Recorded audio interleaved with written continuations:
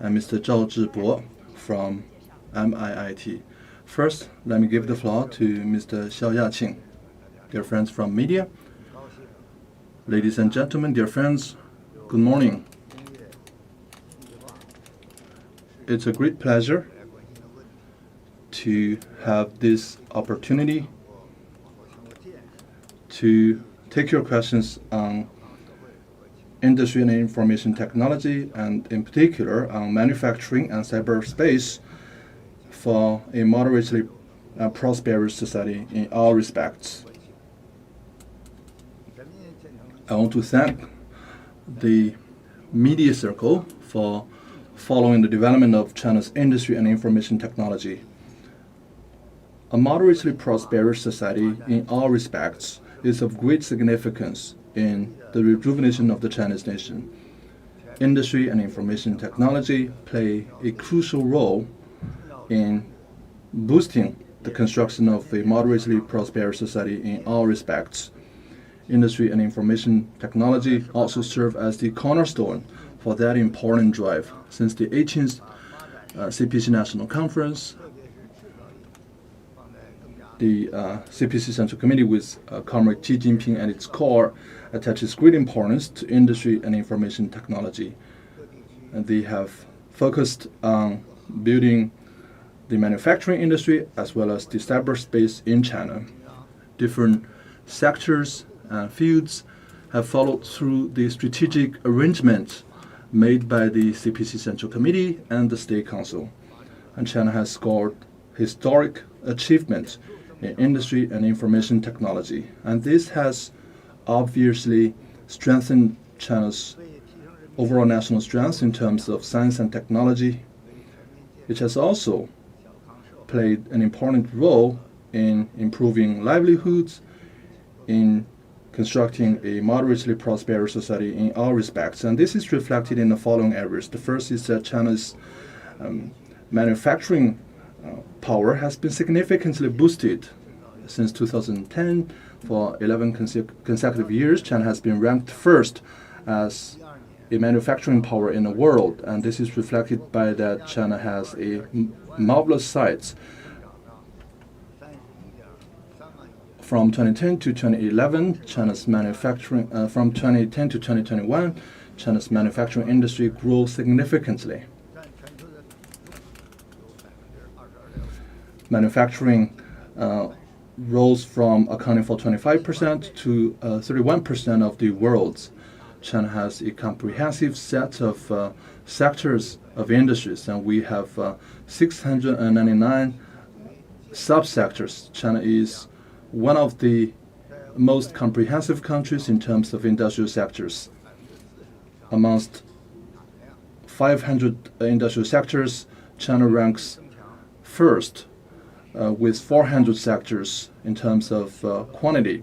If you look at mobile phones, home appliances, consumer products, as well as drones, the productivity of China ranks on top of the world.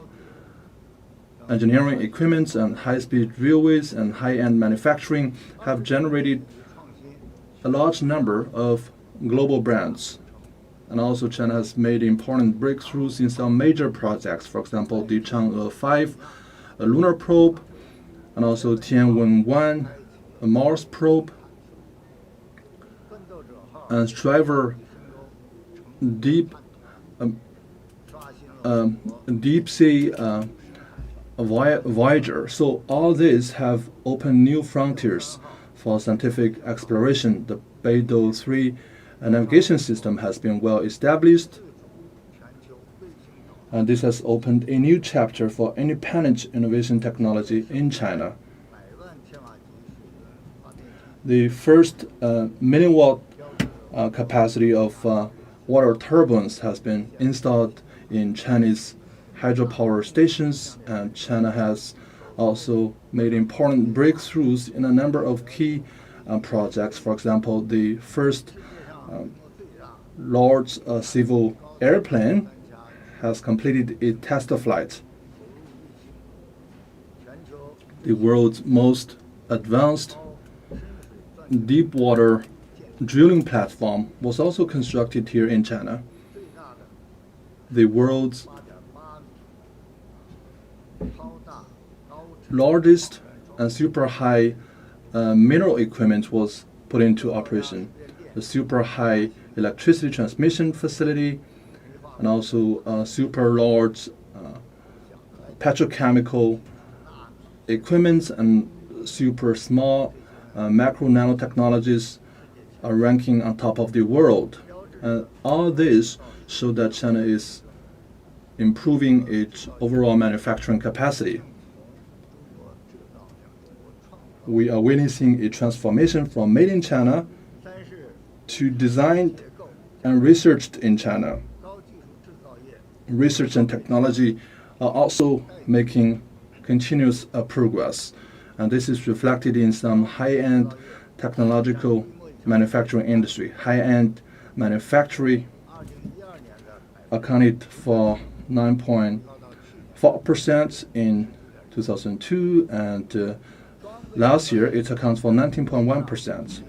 For equipment manufacturing, it used to account for 28%, and now it accounts for 33.7%.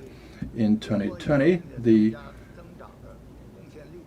enterprises above designated volume contributed more than 70% to China's economic growth. Traditional industries are also taking some refreshing look. During the 13th five-year plan, we have destocked 150 million tons of overcapacity in the steel industry. High-end manufacturing now accounts for more than 74.1% of China's total. We are using a number of new technologies, new equipments. The sales revenue of enterprises above designated sizes accounts for 20% of total. In the meantime, enterprises above designated sizes, their per capita energy consumption has dropped significantly against the 12th five-year plan by 16%. The digital transformation of the manufacturing industry is well underway. In some key areas, the digitalization rate increased from 24.6% in 2012 to 52.1% last year.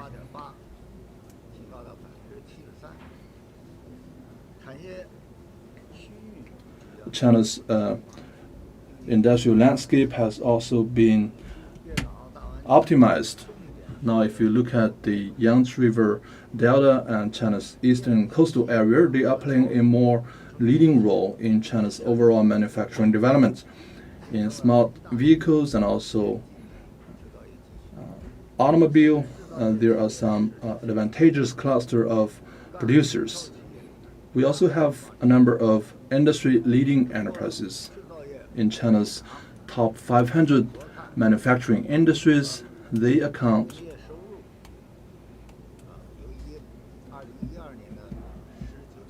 to a total of 19.7 trillion yuan in 2012.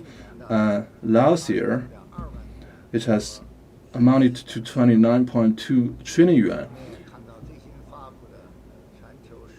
In the just released Fortune Global 500, there are 73 manufacturers in China that have been included in the list. The number has expanded by 28, and this is a sharp increase. In the meantime, we have seen SMEs embracing vital innovation. We have already cultivated more than 40,000 innovative SMEs and also 600 unicorn companies and champion enterprises in all sectors. And last year, amongst enterprises above designated sizes, their total research and development input has doubled against the year 2012. The number of valid patent application has increased by twofolds. China has built the world's largest fiber and telecoms communication network, the bandwidth increased from 100 gigabytes to hundreds of thousands of gigabytes. So 5G bases are now connected to more areas, and this accounts for 70 to 80% of the world's total. Fiber communication has also reached to 99% of the villages in China. The access problem in cities to internet has been well solved. Mobile payment has scaled up nationwide.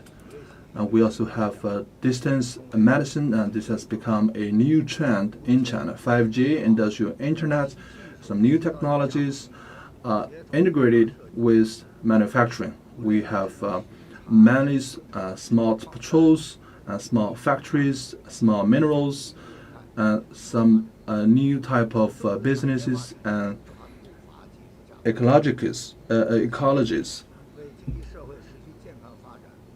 So digital economy has presented a strong momentum to China's overall development.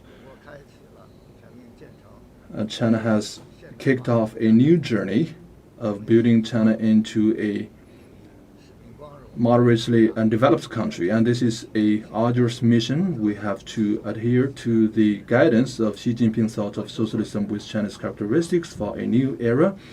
We will follow through the requirements and arrangement made by the State Council and CPC Central Committee.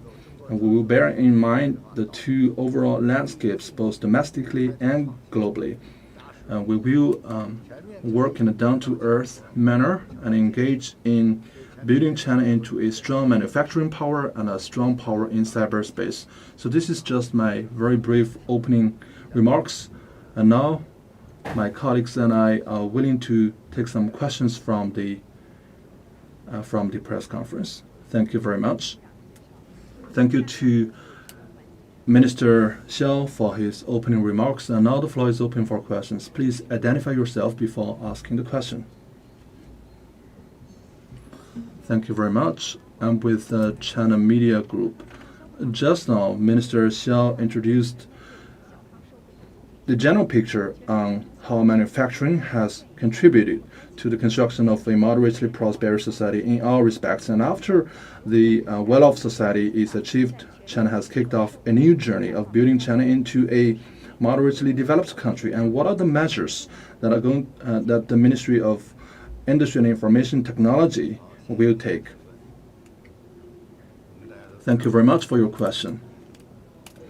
As you know, President Xi Jinping attaches great importance to manufacturing and also to informationization of China's industries. He has mentioned on many different occasions that manufacturing is a necessity for this country, and we have to hold firm to those key technologies. So China has to have a firm grasp of manufacturing, and this has pointed the direction for MIIT. It has also provided a lot of impetus for our efforts.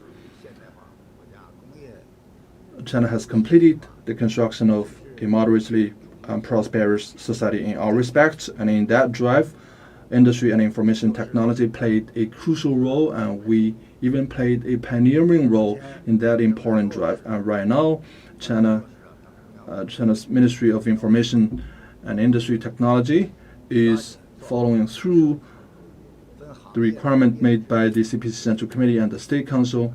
We are doing some top-level designs, and within the year, we are going to release a number of plans and measures. We hope that through our efforts in the 14th Five-Year Plan, we will be able to boost China's new type of manufacturing and information and technology, so that China will move closer to the goal of becoming a strong manufacturing power and strong power in cyberspace, and this will also contribute to China's effort of becoming a moderately developed country. And this will focus on 4 areas. Number 1, we will focus on self-independence in technological developments. We will make some breakthroughs in modernizing China's industries.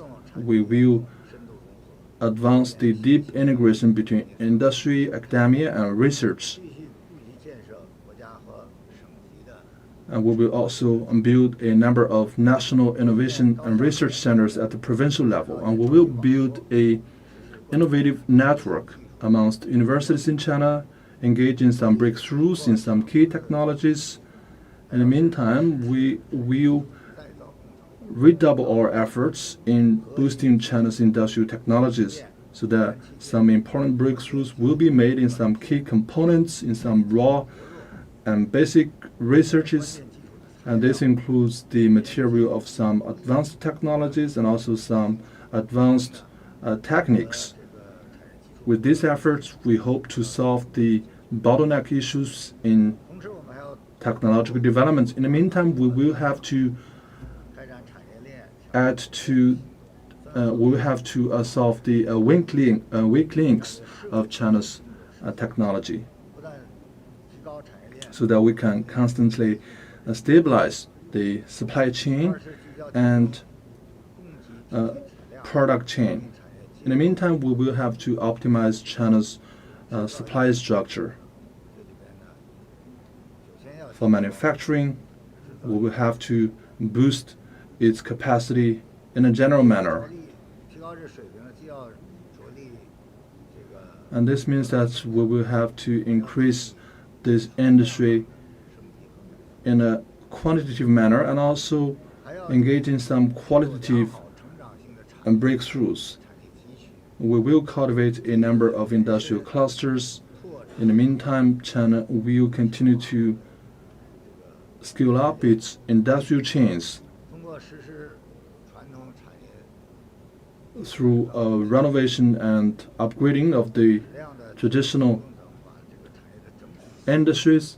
We wish to dramatically boost those conventional technologies so that their quality and their brand image will be significantly boosted. China will also achieve the targets of carbon neutrality and zero emission. In aiming for the targets, we will engage in some transformations. We will make breakthroughs in some key infrastructures, and that will entail the efforts of cultivating some small giants and unicorn enterprises, and we will boost China's industrial digitalization and digital industrialization. From the experience of the world, digitalization is a big trend. Industrial digitalization is a pathway that we must take to transform China into a strong power of manufacturing. Digitalization must be a practice in all the different sectors of our industry, and that will boost some new business models and new development patterns. In the meantime, China will embrace the development of some cyber technologies, and this includes AI, blockchain, and big data.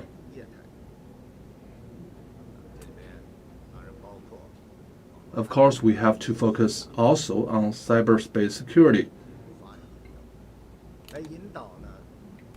All this will drive the healthy development of China's telecoms industry. The fourth effort is to foster a sound environment, and we will allow reform to play a pioneering role, and we will delegate powers and streamline our administrative services and help real economy, manufacturing industry, modern finance to integrate with each other and dramatically improve China's rule of law and also build a sound business environment for global investors. Next question, please.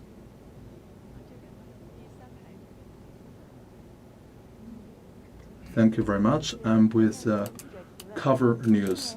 Last year, Since the breakout of the epidemic, industrial chain and supply chain have become two buzzwords. This has drawn the attention of the world. In the 14th Five-Year Plan, it was clearly stipulated to improve the level of modernization for China's supply chain and industrial chain. So what are the specific measures?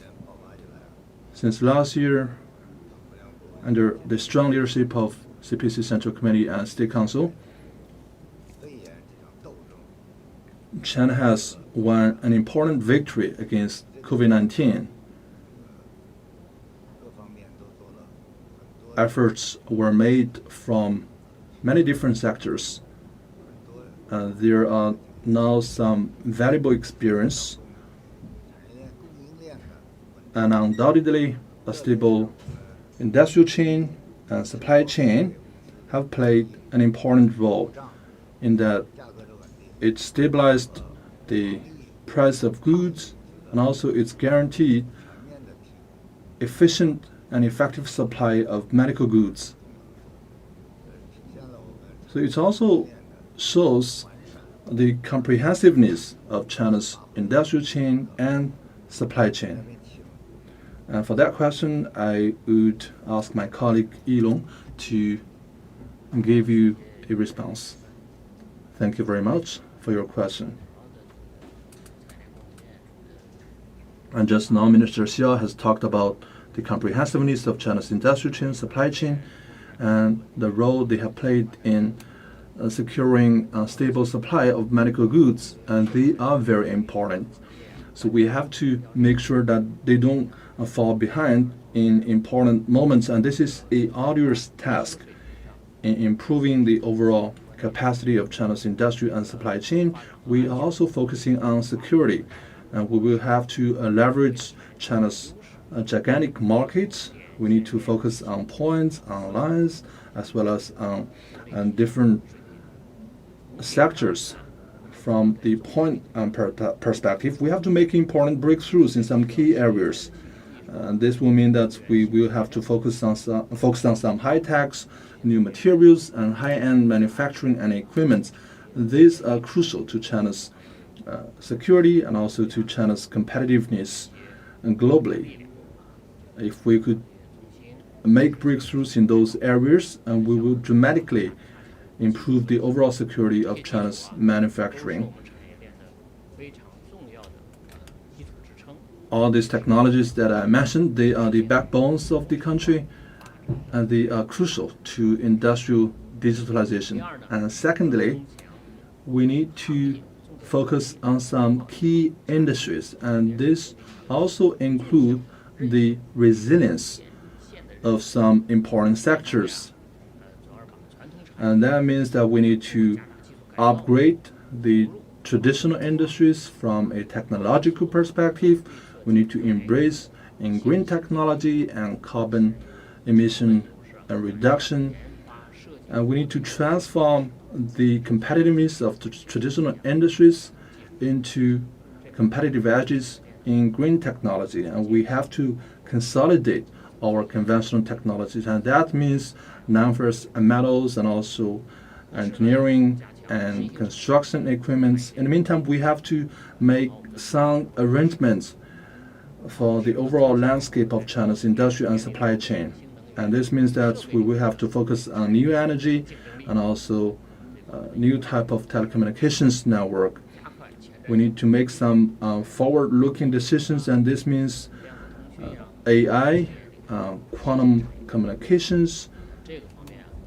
So China has released a number of policies to guide the efforts of localities so that they can combine their own realities with the policy at the central level, and thus building some industrial clusters. And talking about the chains, we need to focus on green and some high technologies, and this is one important direction for China's information technology as well, as was mentioned by Minister Xiao. And we need to focus on the transformation of industrial digitalization, and this means we will deliver some green solutions, some customized solutions, In doing so, we can integrate a digital economy and digital industrialization, and this will dramatically increase the capacity of China's manufacturing. In the meantime, we have to grasp the opportunity of green development, and that means we will have to follow through the targets of carbon neutrality and carbon peak.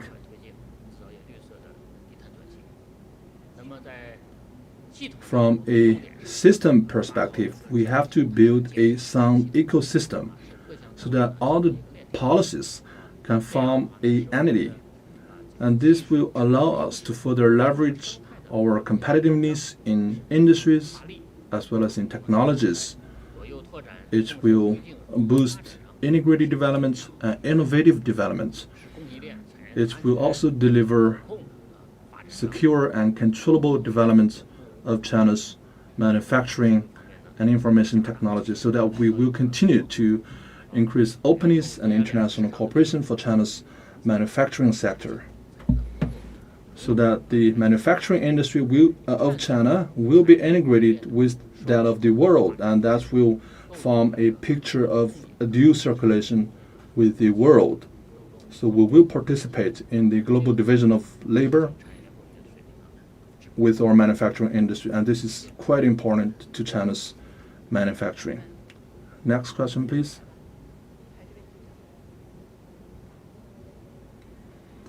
Thank you very much. I'm with Cover News. Right now, EVs in China are having a good momentum of development, and what are the efforts made by MIIT, and what is your vision on the future of this industry? There are a lot of concerns from the public whether they will endure a long mileage and whether they will be able to charge their cars wherever they go. So what are the measures that the MIIT will make? Thank you very much for your question. Electric vehicles are a major direction of the automobile industry in the world. It is also the strategic choice for China's automobile industry, as you know, that the CPC Central Committee and State Council attach high importance to this strategic direction. On many different occasions, we have made it a national strategy. We have also released a number of policies and measures for that. For example, we released the Development Plan 2010 to 2020 for developing the electric vehicles. In 2013, the State Council set up the Ministerial Joint Conference mechanism to specifically implement the measures at the State Council level.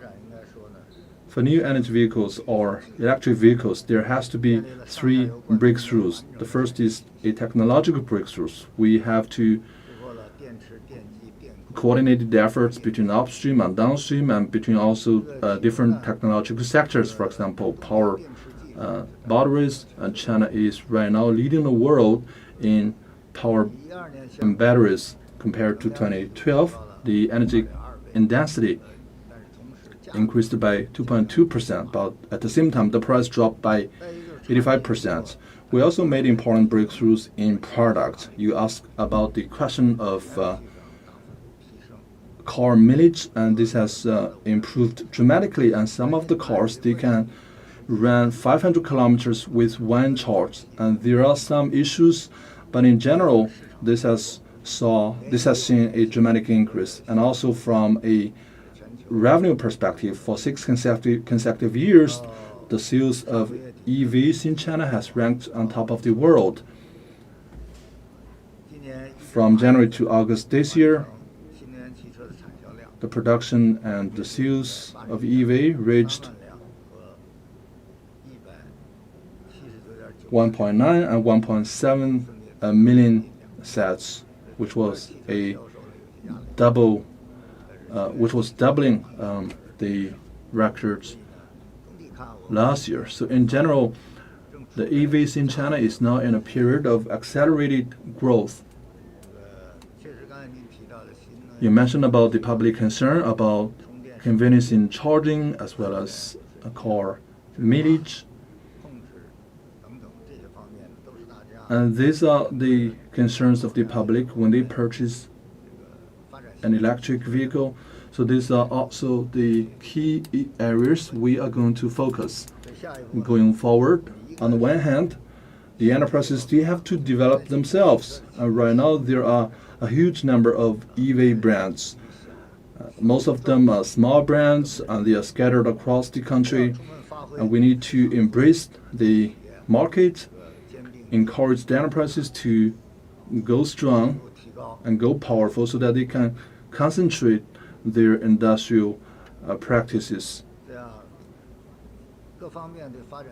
There is a lot of passion on the market for electric vehicle, and this is an impetus for this country, for this industry. But those EV brands and factories, they need to be fully aware of the technological challenges of this industry. So they have to focus their competitive edges. So we also need to help the market building more charging piles so as to make it easier and more convenient for charging. And also for the public transportation, we also need to bring in a lot of EVs, and that will make it more green for public transportation. EVs will also be welcomed in the industry of logistics. We hope that different localities can introduce more policies for the convenience of charging as well as parking for EVs.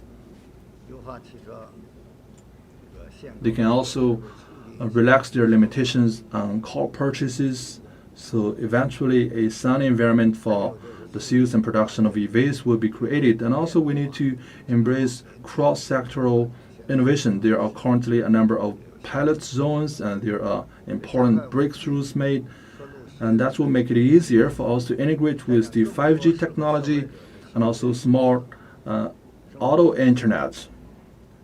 We also need to explore some new functions, for example, autopilot as well as auto parking. There's a lot of concern on quality. Quality is always the most important. We need to introduce more strict standards and higher requirements so as to force those enterprises to improve their technology, to further cultivate their brand image so that their products are more welcomed and popular among the customers. Next question, please. Next question, please. I'm with the Hong Kong News Magazine. 5G is a key topic. So since commercialized 2 years ago, what important progresses have been made and what are the future plans? Thank you. As I have mentioned, China has made important breakthroughs in 5G, and we have roughly 1 million 5G communication bases, and this accounts for 70% of the world. Terminal users of 5G has exceeded 400 million. That has made China the largest user of 5G. So we have the head of telecommunications division here, so let me give the floor to him.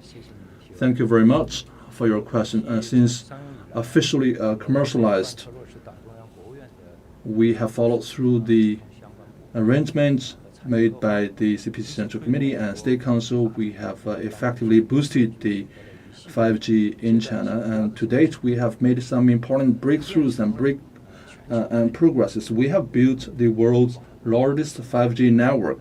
As of August, we have delivered 1.03 million, and that has covered all the municipalities and cities and counties, and 50% of the counties in China and 35% of the townships across the country.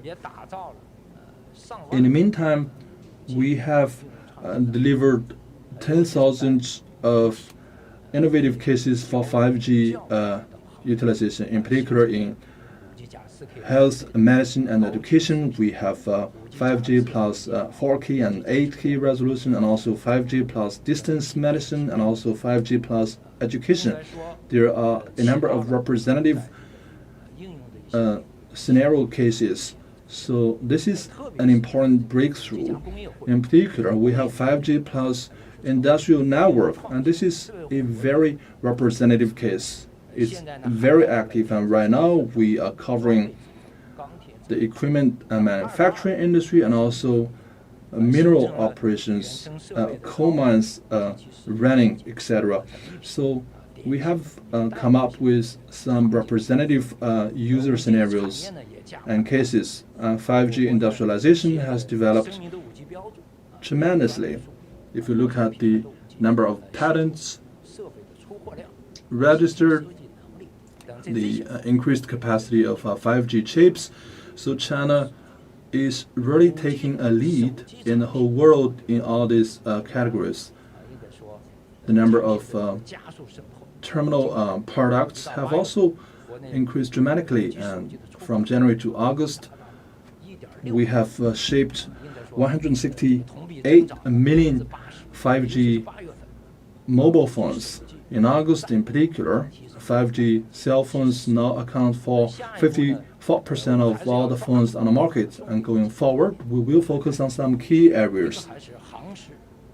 The first is to consolidate the fundamental network, and this means that we will expand the coverage of the network to township and village levels.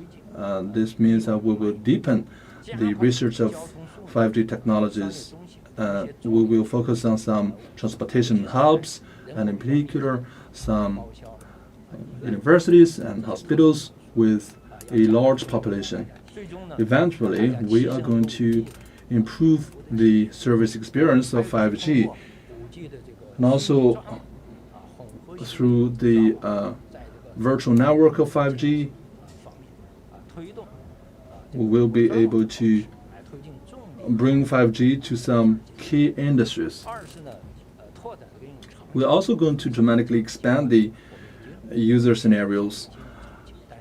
We have mentioned some scenarios, but we are going to build more scenarios, and that is going to expand to the areas of consumption and also livelihood. And we will focus on industry, transportation, cultural tourism, and medicine. So in all those sectors, we are going to cultivate another group of typical and representative scenario cases. So we have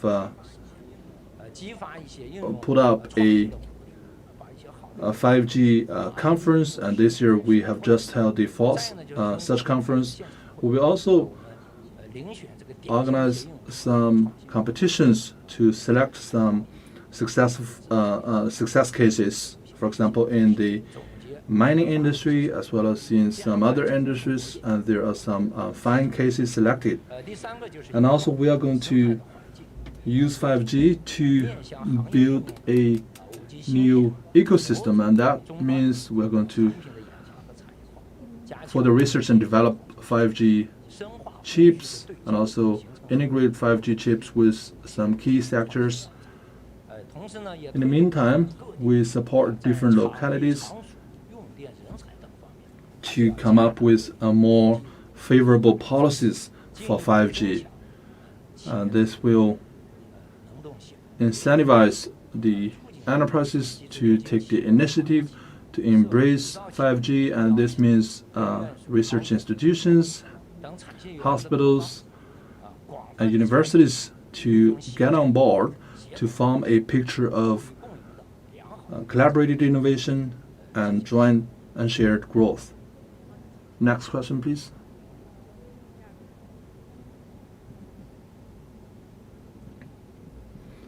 And with the Hong Kong China News commentary, in recent years, digital economy has witnessed drastic changes.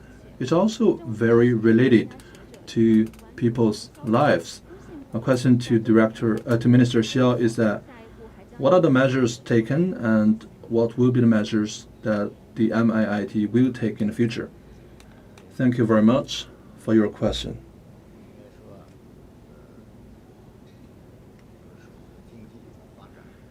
digital economy in China has developed significantly over the years. In particular, after the 18th CPC National Congress, we have followed through the strategic decisions made by CPC Central Committee and the State Council.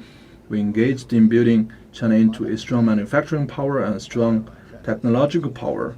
We improved China's infrastructures and consolidated the efforts of industrial digitalization and digital industrialization. So digital economy has truly gone through a period of drastic growth. And let me share with you some examples in building new type of infrastructures. China has the largest 4G network and fiber network in the world.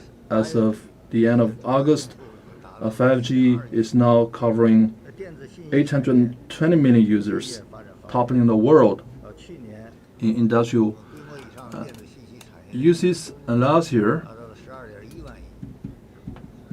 the total revenue for enterprises above designated sizes reached 11.2 trillion yuan. So if you look at this data, they are 1.72, 3.27, and 1.26 folds compared to the year 2012. Industrial digitalization has also made important progress. As of the end of June, in some key areas, the level of digitalization and digital population reached 53.7 and 73.7%, increased by 29.1% and 24.9% against 2012, respectively. And more than 50% of the components for smart manufacturing are produced here domestically. And digital economy is now having a strong momentum of growth. New business models and new development patterns are emerging, and this underpinning the development of the industry going forward. In the future, we are going to focus on some key technologies, for example, high-end chips, key softwares, and also the iteration of these technologies. In the meantime, industrial internet, AI, blockchain, and overall innovation capacity, and also quantum computing, future networks. So all these future technologies are within our reach, and they are currently undergoing a period of drastic research. In the meantime, we are going to expand the coverage of 5G network and fiber network. We are going to implement the Internet Innovation Campaign. On the other hand, China will cultivate AI, big data, and cloud computing.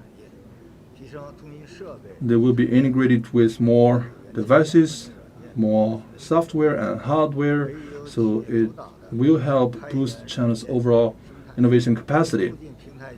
We will also boost the healthy development of platform economy and also the medicine sector. The third is to promote the transformation of digital economy. And this is a rare opportunity for the manufacturing sector. And we will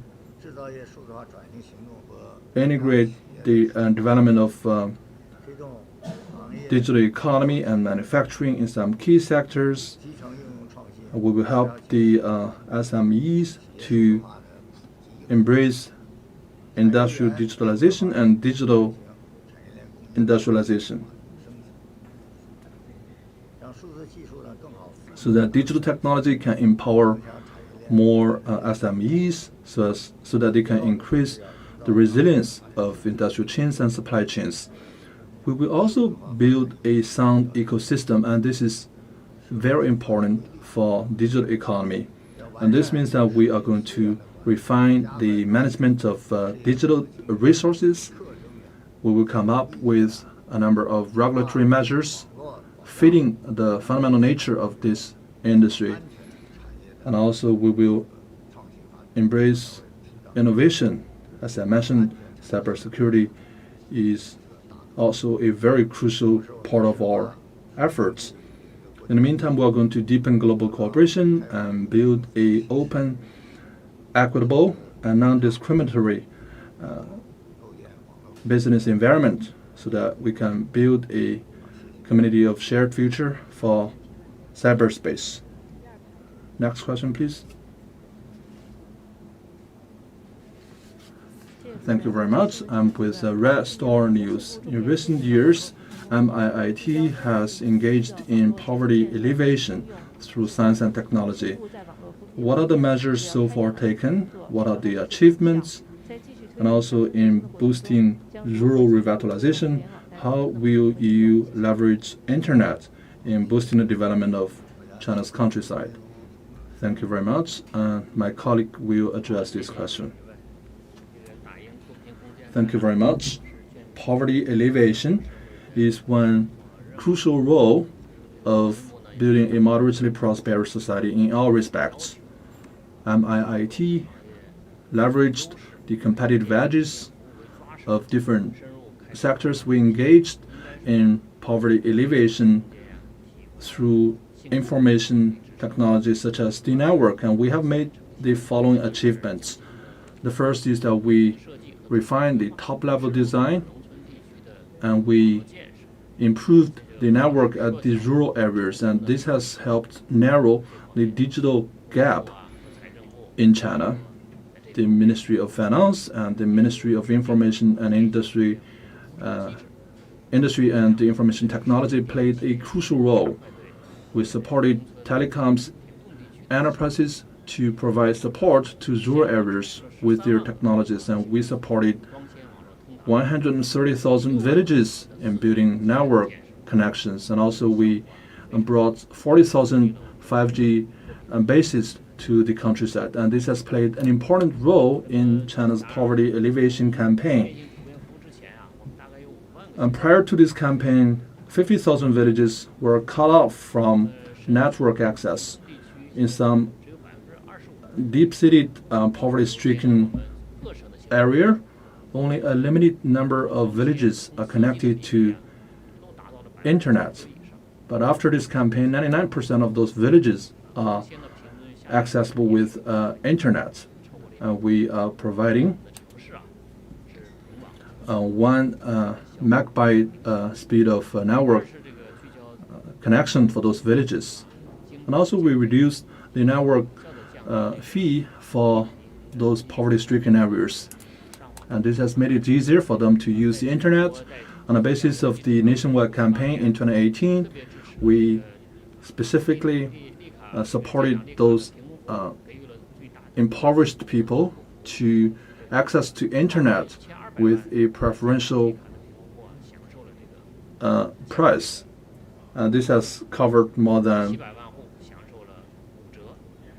10 million households.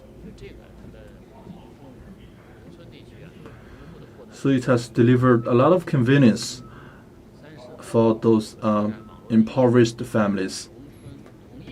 We have expanded the scenarios and applications of 5G and network. And you have felt it very strongly that e-commerce, countryside tourism, and smart agriculture are developing very rapidly over the years. And this is thanks to the introduction of 5G network. We worked together with the Ministry of Education and brought a lot of technologies to the middle schools and primary schools in the countryside. And in particular, during the pandemic, we have made it possible for kids to access to digital classes online. And this campaign has covered all the poverty-stricken counties. Through these efforts, we have contributed enormously to China's poverty alleviation campaign, and this is well recognized by the CPC Central Committee. Going forward, we will continue to put people in the center, and we will consolidate the achievements of poverty alleviation, and we are going to scale that up to the new drive of rural revitalization. And this will be featuring 3 new aspects. First, we are going to bring network connection to those villages that are still not connected to network. We are going to boost agriculture modernization by providing some new and modern tools. Number two, we are going to bring vitality to those new sectors. For example, Internet plus medicine and Internet plus education. We're going to bring these modern technologies to more rural areas. For example, agriculture, tourism, and also countryside tourism. They will be developed as a new business pattern in some rural areas. And number three, we are going to improve the overall qualification of villagers. To develop digital economy, we need to spread knowledge to more people and in more populations. So we are going to work in consultation with relevant departments to continue to narrow the digital gap, and we are going to focus on capacity building and awareness campaigns so that the vast number of Chinese farmers and peasants, they will be able to leverage digital technologies and tools to play their part in rural revitalization. Thank you. Next question, please.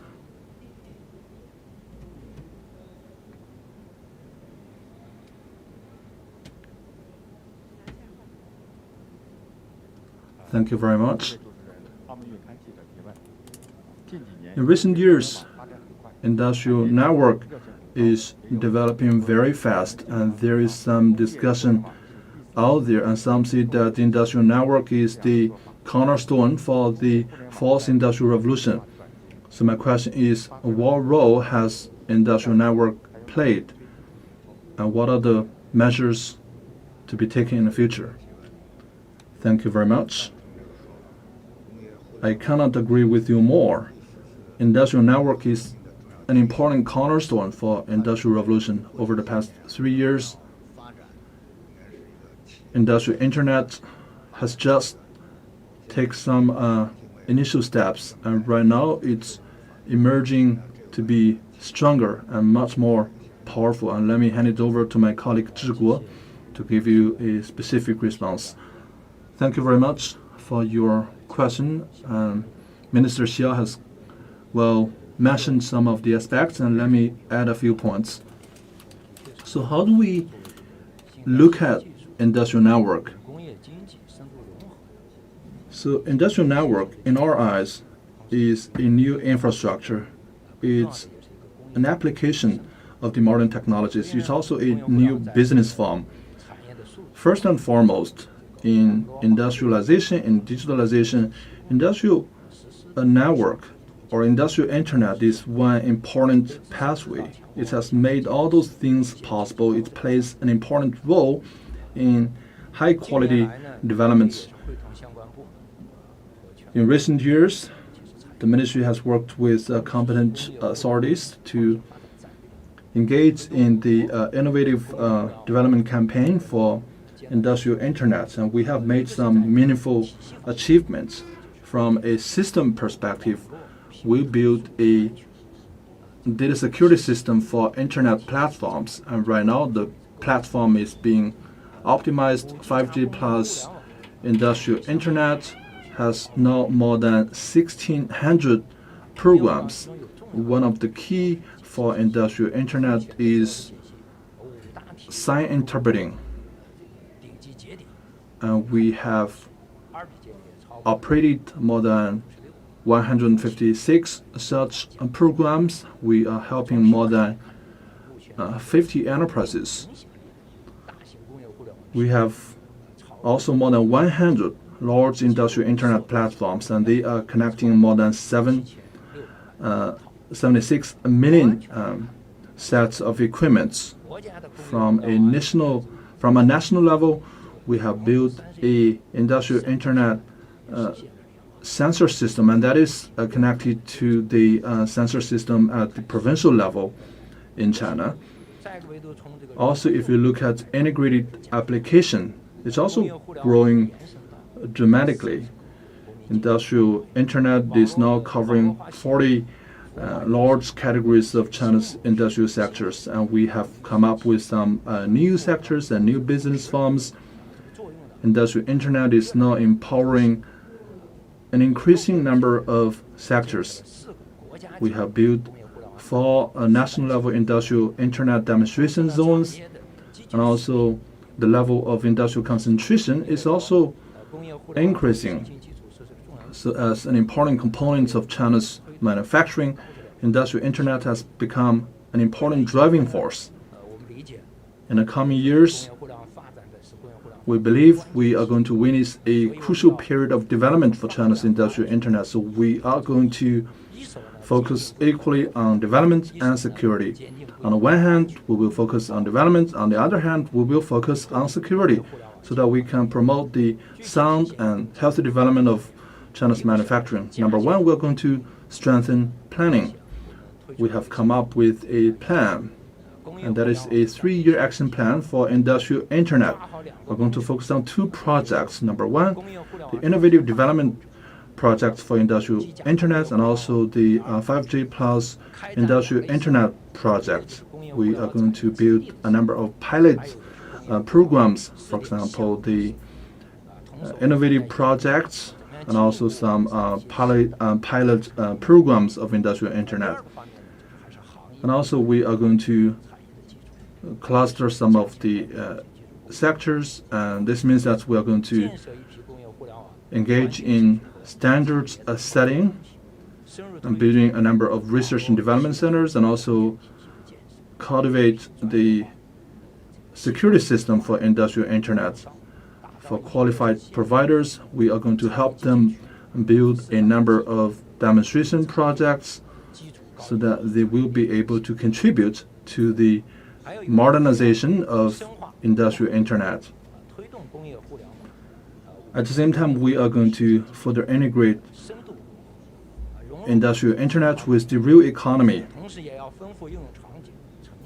They will also expand their applications to all the different sectors of our national economy.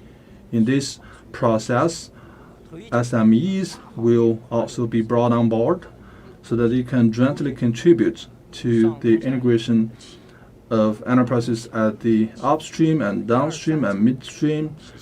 Big enterprises as well as small enterprises will develop in a coherent manner. Minister Xiao has well mentioned the importance of security. Security is of paramount importance.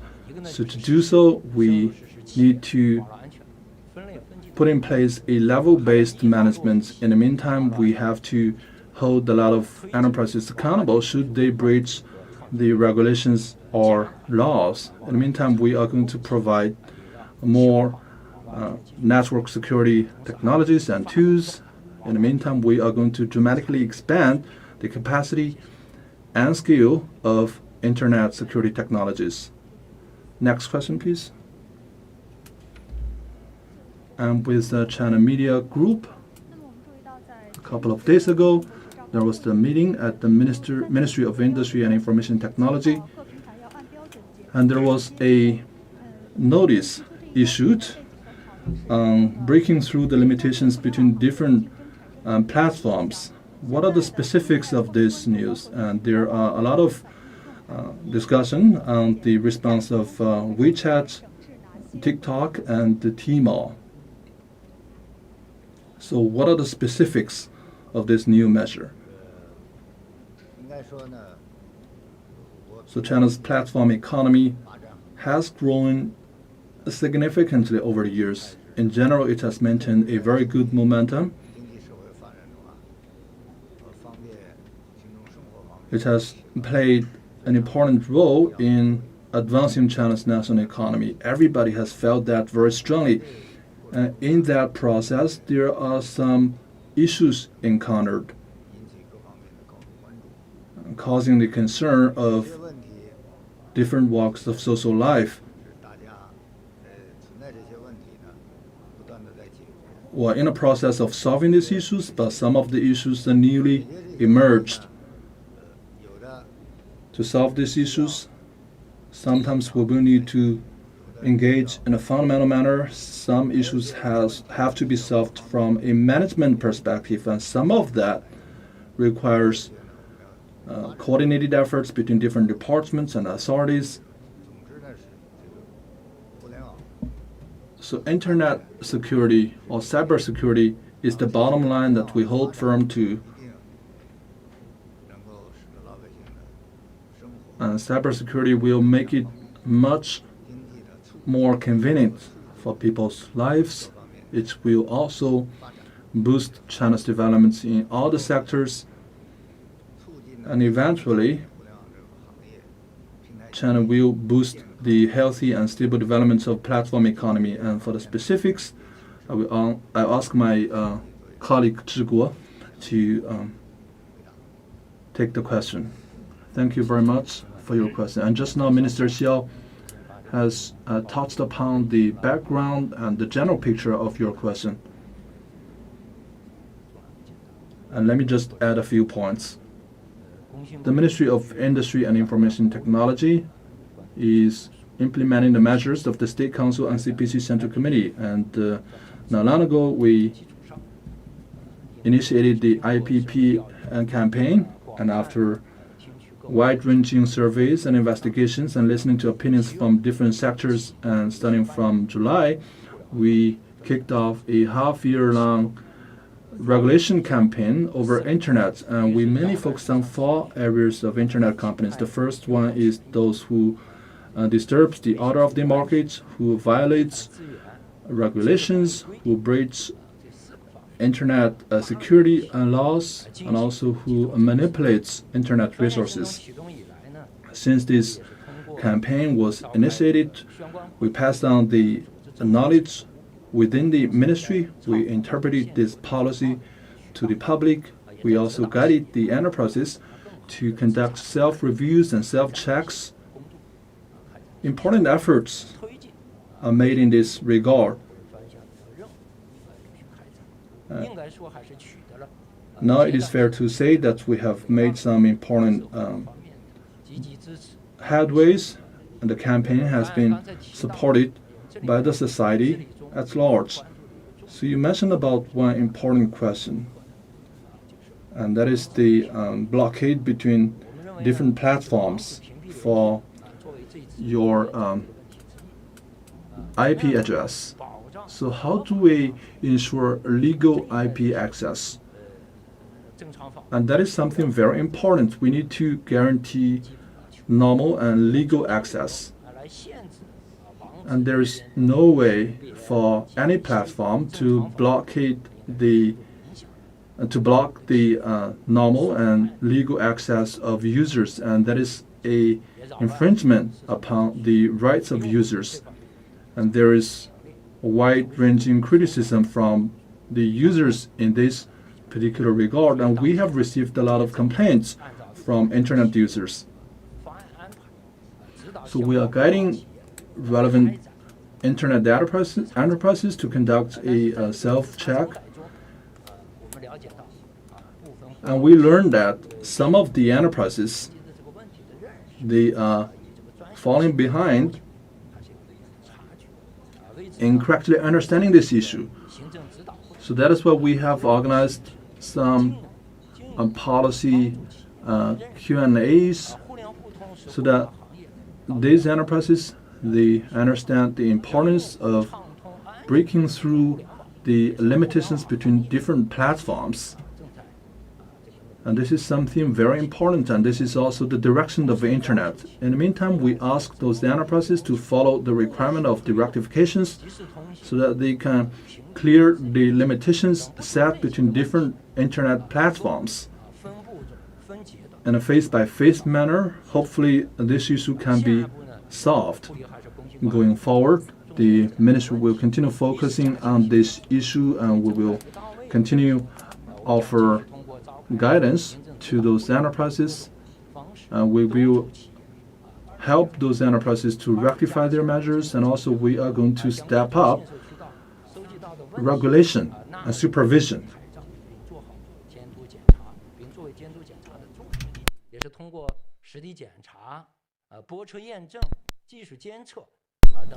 Through a number of means, such as regulation and supervision and monitoring, we hope that these problems can be rectified. And also for those enterprises who are failing to rectify their measures, we are going to issue some punishment.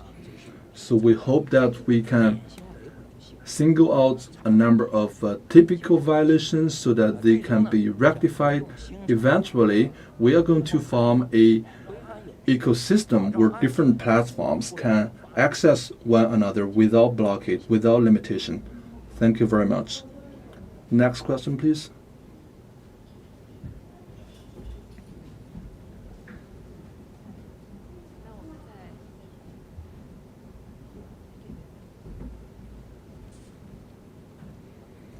And with China digital news, low carbon is the new trend to go.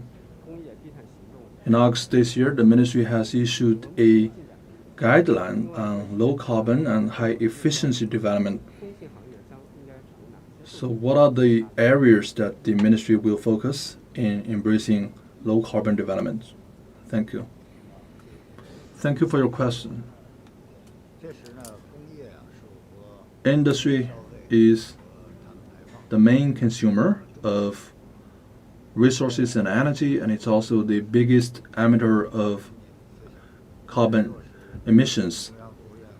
In recent years, we have implemented the opinions of the State Council on improving the efficiency of energy use and also cutting carbon emissions during the 13th five-year plan period. The per capita energy consumption for enterprises above designated SIGs has dropped by 16%. The pollutants emission reduced by 20%, and this is a marvelous achievement.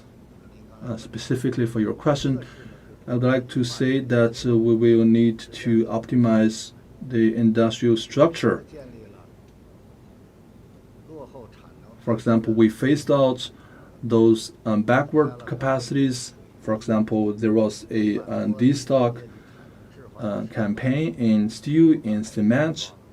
As I mentioned, that we have phased out a total of 150 million tons of excessive steel and cement. In the meantime, we have strengthened management over dangerous chemicals and relocated some dangerous chemicals factories. We built some local models for green development and low carbon development. As of the end of last year, we have delivered 2,221 green factories, 170 green industry parks, and those are the very typical cases that we have come up with over the years. And thirdly, we engaged in energy preservation and efficiency increase. For example,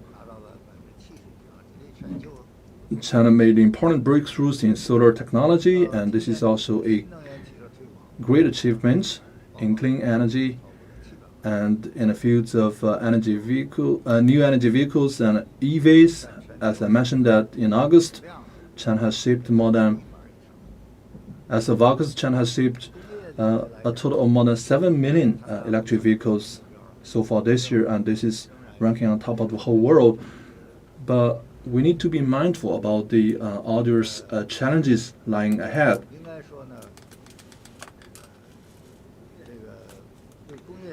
For the industrial sector, low carbon development will present a great opportunity, so we will need to refine the industrial structure.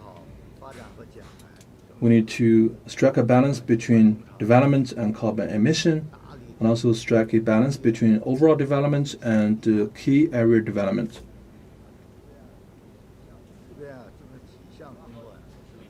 We need to focus on top-level design, implement the overall guidelines by the State Council.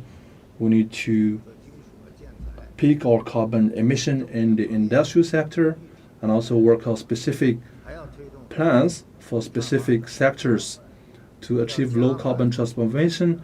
We need to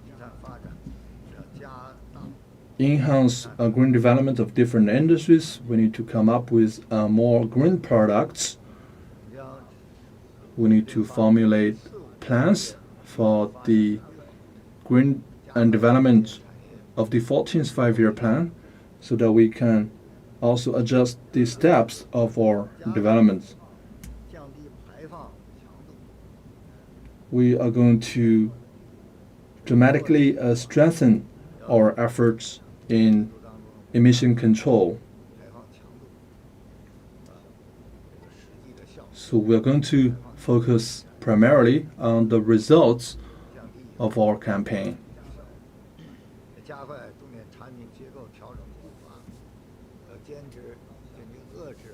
So we will place a limitation on random development of high polluting and high carbon emitting enterprises. In the meantime, we will help phase out some backward facilities and capacities. In so doing, we will contribute to carbon peak and carbon neutrality of the country. In addition to these efforts, we are going to cultivate a number of demonstrative projects which are using zero carbon technologies, and this will set an example for all the industries in China. We're going to use 5G, industrial internet, and big data, and the next generation of digital technologies to empower the different sectors so that they can all embrace low carbon development. Next question, please. The last two questions, please. Thank you very much. I'm with Daily News. And there is a shortage of chips for the auto industry. When will this problem be resolved? What measures will the ministry take to promote sound developments of the auto industry? I will hand it over to my colleague Tian Yulong. Thank you very much for your question. As you mentioned, there is a shortage of chips in the auto industry. Starting from the end of last year, the manufacturing capacity of chips and integrated circuits in the auto industry is running short, and this is posing some impact to the global auto industry. And there are two reasons. Number one is the pandemic. The COVID-19 has slowed down the productivity of those enterprises. It has affected their plan of manufacturing, and there is a mismatch between their capacity, their productivity, and also the demand of the market. The second is that some of the enterprises, they have closed the production chain of chips. So that is why we have seen a shortage of supply in integrated circuits, and this is a highly global industry.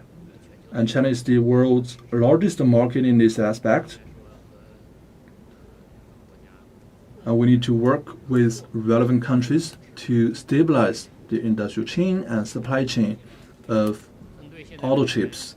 And right now there is a striking contradiction between supply and demand. So that is why the Ministry of Industry and Information Technology has set up a task force to coordinate the efforts between different stakeholders so that we can solve this very tricky problem. In the meantime, we are helping local governments and chip producers to integrate their efforts so that they can precisely narrow the difference between the demand and supply side. In particular, for some special chips, and there are some crucial shortages.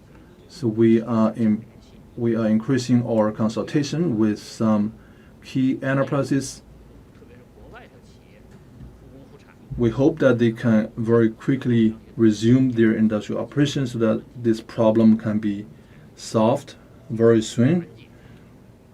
In the meantime, we have taken some measures. For example, we are introducing a number of alternatives.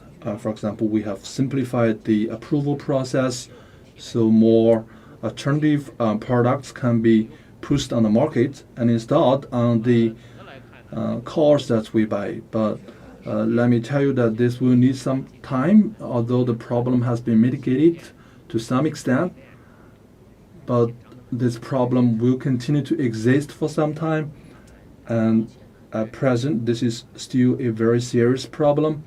We hope that going forward, we will coordinate our efforts between different stakeholders so that different stakeholders, they can coordinate their efforts and solve this problem in a very short period of time. Mainly, we're going to take three measures. The first is to improve our support to auto plants and also improve our monitoring for those chip producers so that we can offer early risk warnings and provide guidance to those enterprises. In the meantime, we are going to accelerate the pace of introducing alternatives on the market. So in the long run, we are going to stabilize this landscape. And number two, we are going to embrace transformative development. For EVs, the use of digital software electrification can be of great importance to this industry. So we are going to bring more digital solutions to those EVs. The third is to strengthen international cooperation. As Minister Xiao has mentioned, this is a global industry, and to solve this problem, we have to strengthen global cooperation so that we can smooth the channel of cooperation. In particular, we will encourage the foreign counterparts to engage in openness and international cooperation. We are going to build a long-term mechanism so that we can promote the development of the auto industry.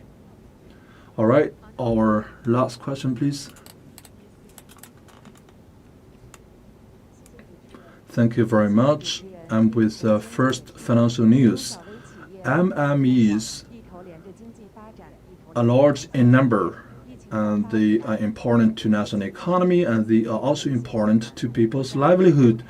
Since the breakout of the epidemic, they have played an important role. So what are the measures the ministry will take to support the development of medium and macro enterprises? Thank you. Thank you for your question. The CPC Central Committee and State Council attach high importance to MMEs.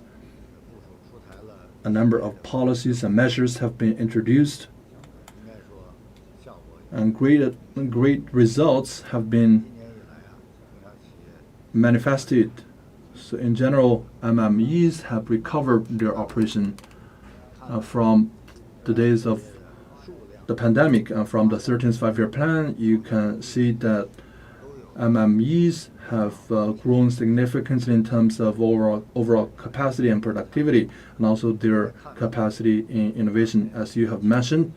And right now, the pandemic of COVID-19 is still there in the world, and there is a very sophisticated environment for the operation of MMEs, and there are growing elements of uncertainty and instability.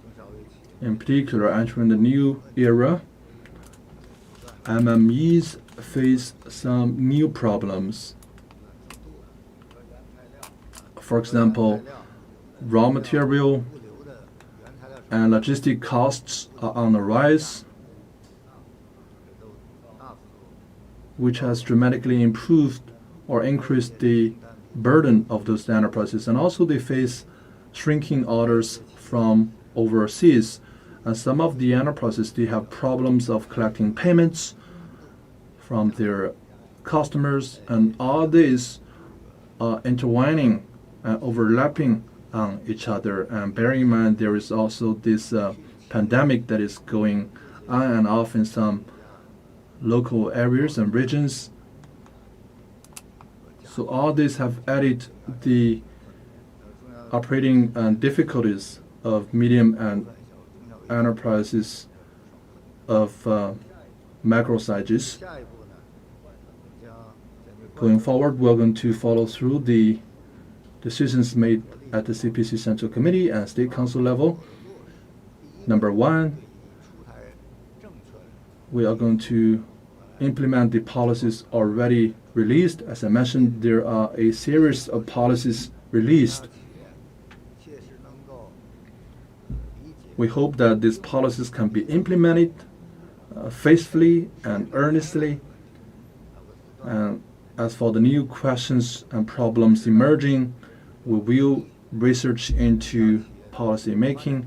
In the meantime, in view of the difficulties confronting MMEs, and bearing in mind that there are different problems facing enterprises in different localities, so we are going to encourage local government to come up with policies that are targeted and that are in line with the realities that they face in their region.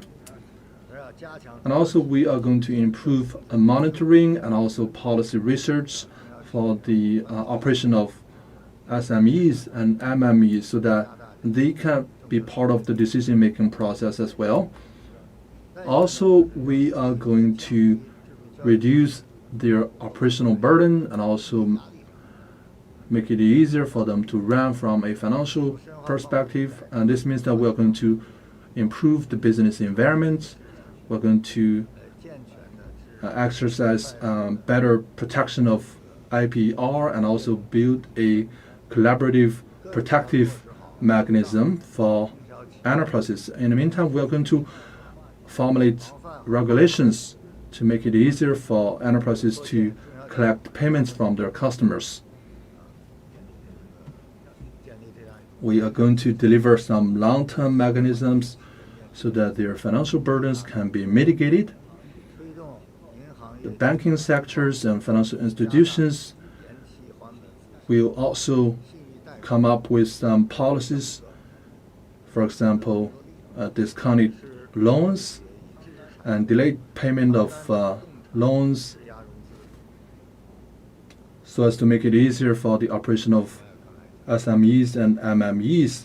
I mentioned about the importance of local governments and their support to SMEs and MMEs. So all the different stakeholders should work in a coherent manner to protect the production elements of those SMEs and MMEs. And we need to also embrace innovation. And governments at different levels should provide timely and professional services to the enterprises so that they can improve the quality of their developments. We are going to build a number of demonstrative service platforms for those enterprises, and this includes some internet platforms built by the central government. So we are going to support those enterprises to embrace digital transformation to reduce their burden and improve their efficiency. In the meantime, we're going to encourage business councils and trade associations at different levels to provide convenience for those enterprises and also make it easier for them to employ labor on the market. Number 4, we will support the transformative development of enterprises. As I mentioned earlier, we are going to cultivate a number of unicorns and little giants enterprises. We will cultivate a number of SMEs with competitive edges in certain critical areas. And we will come up with a special fund supporting high-tech enterprises at different levels. We will redouble our efforts in facilitating those SMEs and MMEs so that they can be further integrated with the value chain, supply chain, and industrial chain. Eventually, we are going to build an ecosystem where large enterprises, small and medium and micro-sized enterprises can coordinate and collaborate in an effective manner. So we are going to build an ecosystem so enterprises at the upper, middle, and lower stream will work together, and we will work out a service list for those enterprises. We will dispatch government officials to those enterprises to help with their operation and also innovation-driven development. In particular, we are going to focus on helping those enterprises that are currently in difficulty. So that is all to your question. All right, thank you very much to Minister Xiao and also delegates from the ministry. This is the end of today's press release. Thank you very much.